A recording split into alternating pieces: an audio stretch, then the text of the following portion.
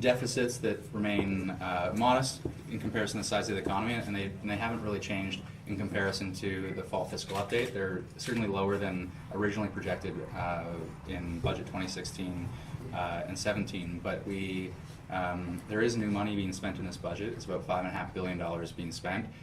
There's $6 billion in projected new money, so the deficit is going down a $500 million. And then there's a $3 billion contingency. So we're basically looking at a deficit in the next year of about $15 billion. There is a slow reduction over the coming years, and the fiscal anchor that the government has set for itself at the moment is debt to GDP ratio, and we do see that declining every year. And so that's when you hear concerns about balanced budgets, keep that in mind that that's the current outlook. And the second thing I would say is the Parliamentary Budget Office just had a report in October 2017 that noted that the federal finances, and it's not a huge difference between the fall fiscal framework and budget 2018 in terms of the numbers, and at that time they noted that federal finances are very sustainable over the long term. The real issue is subnational debt when we look at federal framework.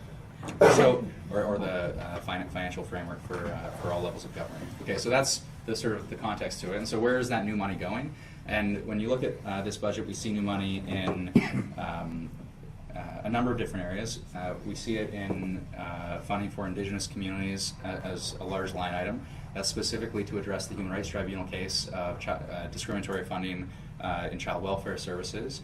We also see new monies for housing, First Nations housing. We also see new monies for some small new monies for clean water initiatives to top up previous money that was allocated in budget 2016 in the figure of $2 billion.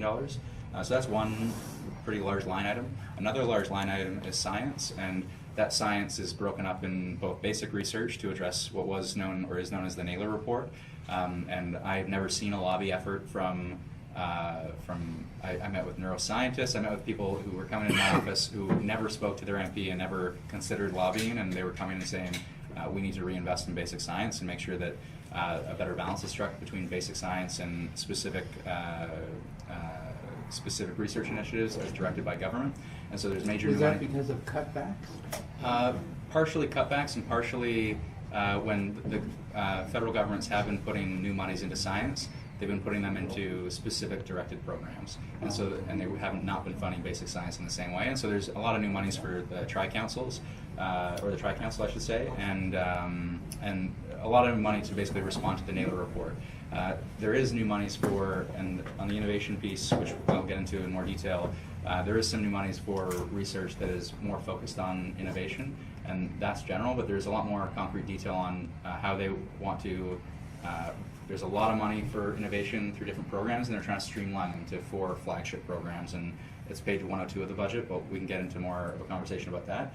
International development, and welcome, come on in around, and I just really appreciate you guys coming out on a Sunday afternoon and hearing me talk about federal finances. I was anxious to come. I was. Really.